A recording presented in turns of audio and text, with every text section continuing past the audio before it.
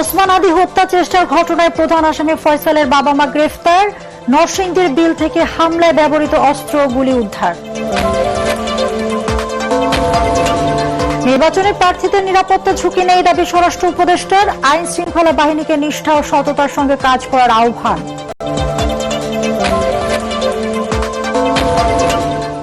শিক্ষার্থীদের রাষ্ট্রের কল্যাণে আত্মনিয়োগের তাগিদ শিক্ষা উপদেষ্টার। রাজশাহী বিশ্ববিদ্যালয়ের সমাবর্তনকে ঘিরে উৎসব মুখর ক্যাম্পাস। নারায়ণগঞ্জ ১ আসন রূপগঞ্জে ভূমি দখল, মাদক সমস্যার সমাধান চান ভোটাররা। শান্তিপূর্ণ নির্বাচনের প্রত্যাশা।